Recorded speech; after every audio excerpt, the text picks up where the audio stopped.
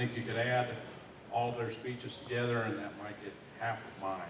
I'll try to keep it short and sweet. First of all, welcome everybody. Thank you all for coming celebrating this day with Danielle and Andy. I am by no means a professional speaker, so this could get ugly.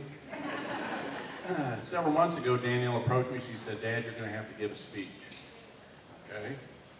The first instruction was be professional, which I'm guessing that in layman's terms meant don't be your blunt, black and white, crude self. Use a little finesse. The second instruction was, "Daddy, please don't embarrass me." I've heard that instruction numerous times throughout the last several months. So remember, Danielle, I'm your dad. Those things tend to happen. First of all, raising Danielle, there's several things that happened during her lifetime. They're all memorable. They all mean something, but there are certain ones that are a step above the rest. The first being the day she was born. That is something. And I'm sure several people here have been through it, you know what I'm talking about. That was really special. The second was today, where I had the privilege and the honor of walking my beautiful daughter down the aisle. We did a lot of things together when she was growing up, and I always told her, I said, try everything once. If you don't like it, we won't do it, but if you do, we'll do it again. So as a result, anytime Danielle was outside, she was with me. She was in my back pocket, basically.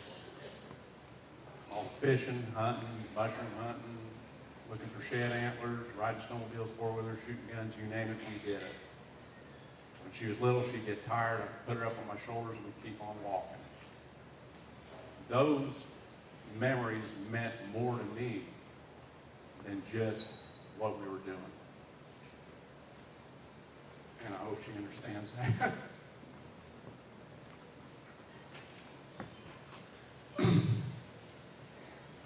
Along the way, doing those things, Danielle learned a few things, which I know looking at her now, you think probably not, but she learned how to skin a catfish, how to gut a deer, find mushrooms. I have pictures to prove it. She also learned a few things that nobody usually talks about, but she learned how to pee outside, how to blow her nose when she didn't have anything to use but air and opportunity, hence the farmer's snot.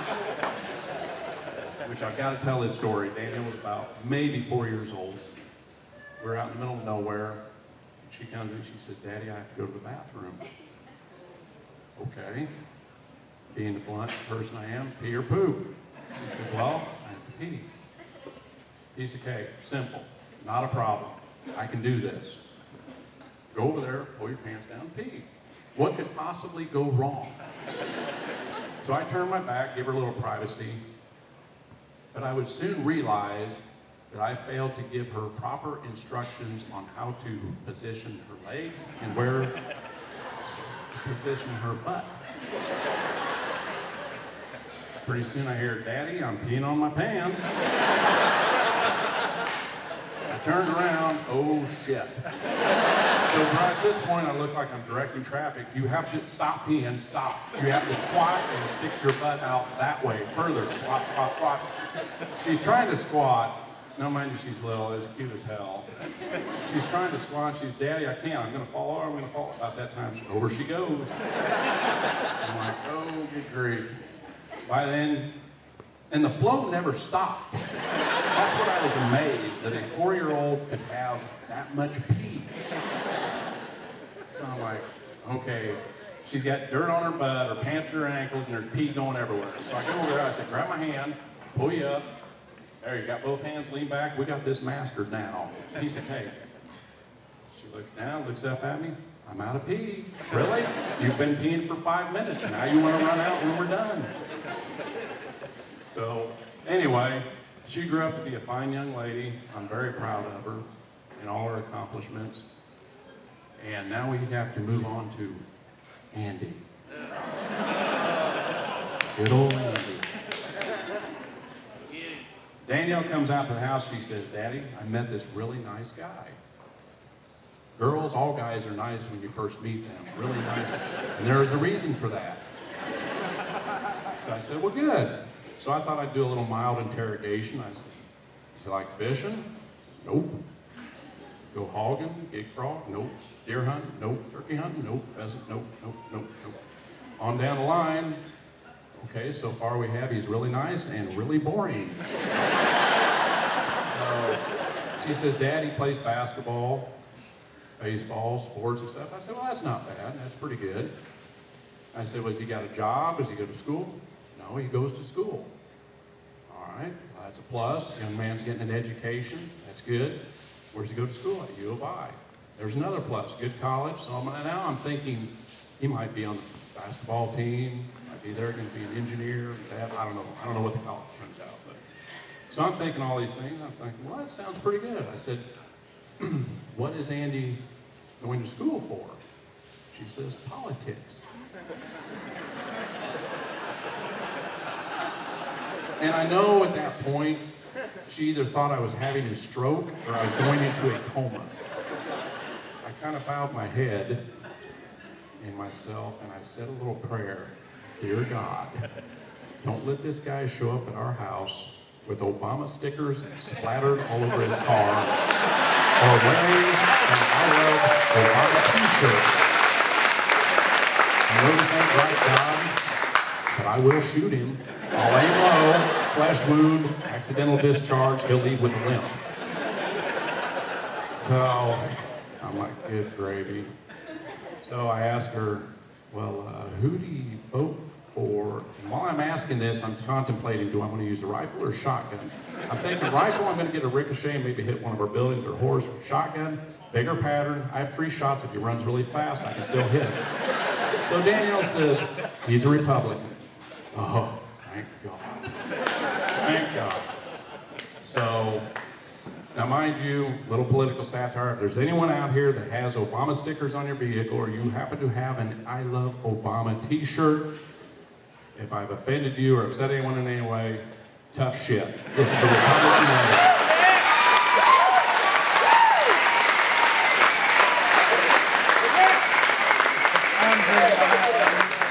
So over the years, we got to know Andy pretty good. He'd come out to the house. We'd have family get-togethers, fish fries every Lent.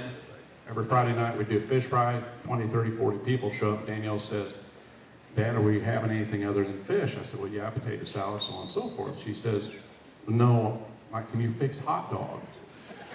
Why do I want to fix hot dogs? It's a fish fry. Andy doesn't like fish. I said, well, too bad for Andy.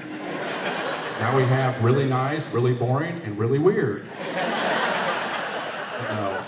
Andy's a fine young man, and basically I've made jokes on some different things. And at the end of the day, it is immaterial where someone goes to school, what their job is, what their political preference is, what they drive, where they live, what kind of house they live in.